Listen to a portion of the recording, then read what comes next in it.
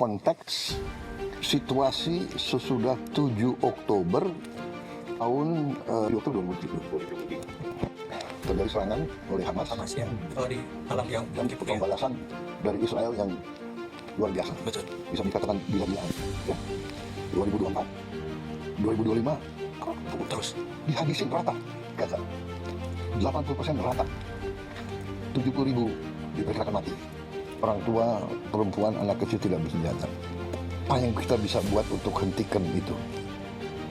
Kita coba dengan segala cara, ya. Akhirnya kita dengan berbagai cara kita negosiasi, kita kirim bantuan. Indonesia termasuk yang paling banyak kirim, termasuk ya, salah satu.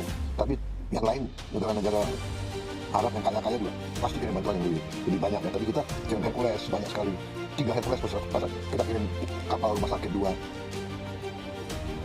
Nah di situ negara-negara Arab dan yang berusaha itu akhirnya kan sebagian dari mereka punya hubungan baik sama Presiden Trump Amerika.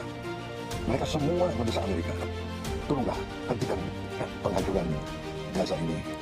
Dan saya di berbagai forum saya juga mengatakan bahwa di sini adalah the moral decline of the West, ya, bahwa negara Barat, waktu itu Amerika sama Eropa jadi satu masih belum, selalu mengajarkan kepada kita HAM, ya, selalu mengajarkan demokrasi.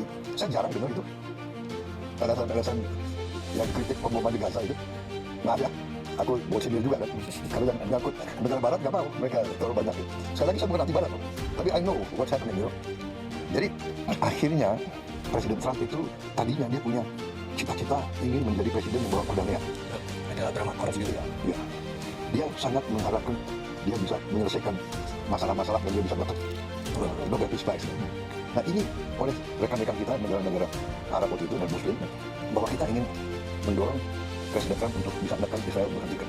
Karena kalau kita bukan terbuka, kalau kita bisa terbuka, hanya Amerika yang bisa menekan Israel. Kemudian waktu di sidang umum PBB bulan September tahun 2025 kalau tidak salah ya, saya muncul karena saya pembicara ketiga habis Lula, Brazil, Trump, saya. Di situ saya sangat tegas, dan juga hari sebelumnya saya juga bicara di forum yang dipimpin oleh Prancis, Emmanuel Macron. Dan di situ negara-negara Barat banyak yang umumkan mengakui Palestina. Ini terobosan besar. Ya. Kalau tidak salah, Prancis umumkan, ya kan? Inggris umumkan, banyak negara ini terobosan ini, terobosan luar biasa. Karena semua menekan supaya Israel hentikan itu. Nah di situ juga saya tegaskan lagi bahwa the only solution is two-state solution. Sesudah pidato saya, berapa jam kemudian, 8 negara Muslim diundang oleh Donald Trump. Arab Saudi, Uni Arab Emirates, Yordan, Turki, Pakistan, Qatar.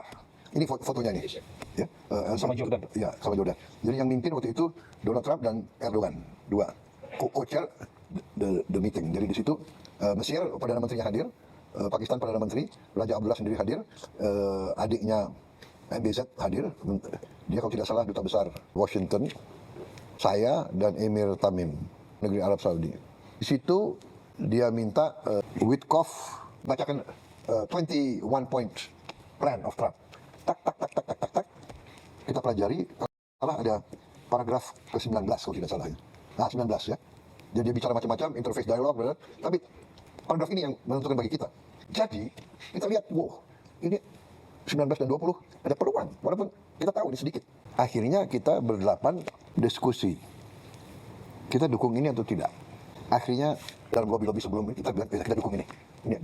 Habis itu Emir Tamim kita tunjuk sebagai juru bicara kita. Akhirnya setelah dibacakan Emir Tamim atas nama kita, karena kita sebelum meeting ini kita sudah dikasih poin. Ini resolusi UN Council ya Pak? Iya, resolusi tapi berdasarkan plan itu. Berdasarkan, jadi poin-poin ini poin yang BOP atau poin US Council Pak? Pertama, ada halaman ini ada di poinnya Trump. Oh, oke. Yang dimasukin ke resolusi itu. I see. Nah, akhirnya Emir Tamim bilang, Mr. President, we like your plan. Ya, plannya Trump kan jadi 20, pertama 21, akhirnya jadi 20 dan sebagainya. Tapi anyway, we like your plan. But the problem is not us. The problem is Prime Minister Netanyahu of Israel. Nah, di situ Trump bilang, dia begini, dia lihat ke kita, Emir Tamim kan di sebelah saya, dia, let me take care of Prime Minister Netanyahu. Dia, let me take care of Prime Minister. I will convince him. Jadi dia kasih jaminan ke kita, dia yang akan menggait Perdana Menteri Netanyahu. Dan benar, ini kalau nggak salah pertemuannya hari Rabu atau Kamis, Perdana Menteri Israel datang hari Senin dan akhirnya dipanggil ke White House dan akhirnya dia juga terima masalah ini. Dalam perjalanan terjadilah gencatan senjata. Pertama kali, akhirnya berkuranglah penderitaannya rakyat Gaza. Yang tadinya ribuan mati, akhirnya total dalam 1 tahun gencatan senjata, ya ada pelanggaran, ada mati 600 sampai 700 orang. Yang darinya ribuan tiap minggu. Kemudian buka Rafah, ribuan truk masuk. Bantuan. Ya sekarang ada 4.200 truk tiap minggu. Kalau tiap truk itu 10 ton, 20 ton ya. Pokoknya sekarang diperkirakan semua rakyat Palestina dapat makan. Bisa diselamatkan.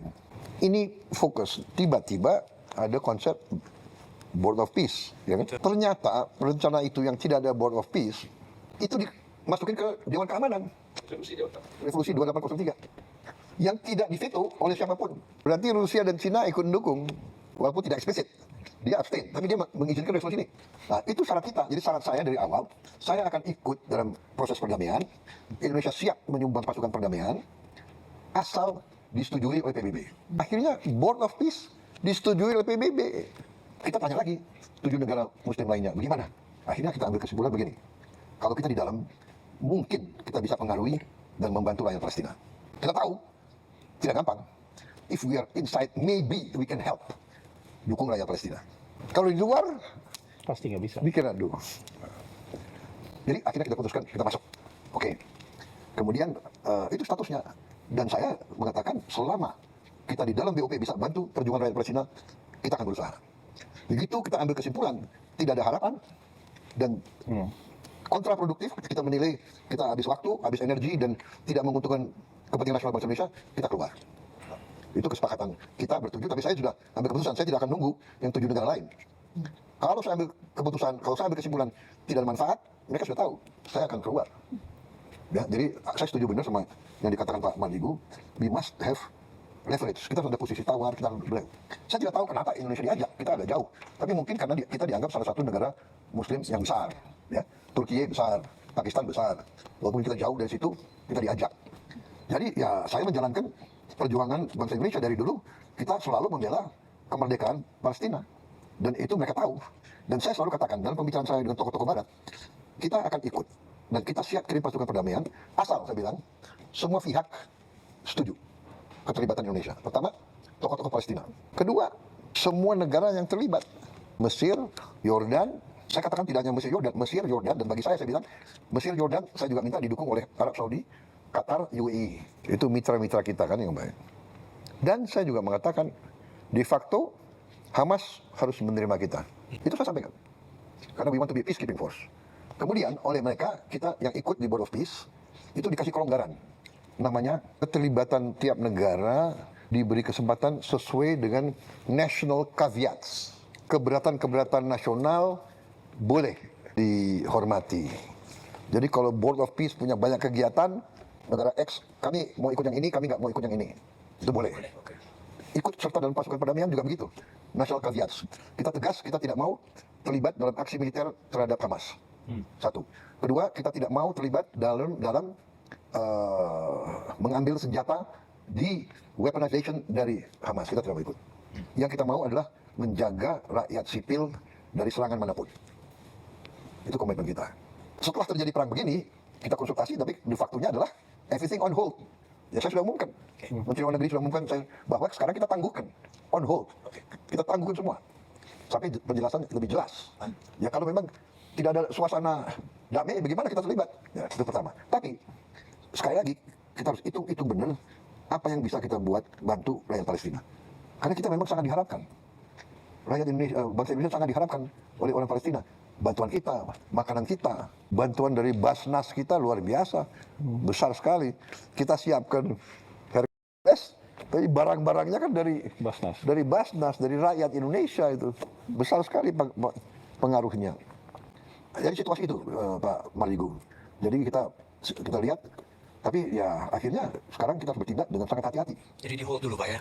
Jelas kita umumkan dari minggu lalu. Jadi kalau pasukan perdamaian itu bantuannya, Pak. Karena kan Pembicaraan kayaknya Pak. makan kan tetap diperlukan, Pak. Iya. Kalau enggak lapangan lagi kan ya. Kalau Ya, bantuan yang kita hold adalah pasukannya. Ya. pasukannya. Jadi bantuan pangan, rekonstruksi kan Ya saya kira itu jalan terus terus. jalan ya. Oke.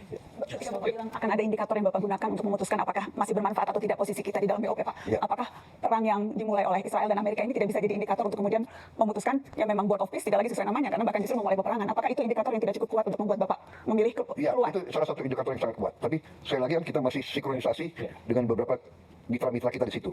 Kita akan nanti tanya pendapat Mesir, Yordan, Turki dan sebagainya ya. Ya, kalau saya boleh usul Pak, Ya. ini kan penting sekali, karena kan semua orang juga bertanya soal ini. It will be unwise kalau kita directly relate masalah bantuan rekonstruksi Palestina dengan dinamika terbaru, karena di BOP kan urusan rekonstruksi Gaza, dan kita berpartner dengan begitu banyak negara yang lain, termasuk yang juga mendapat masalah tanpa sengaja walaupun tidak mau terlibat perang seperti Qatar. Ya. Ya. Mereka kan juga harus kita dengar, karena kita bersahabat pada semua. Baik, kita break sebentar bisa.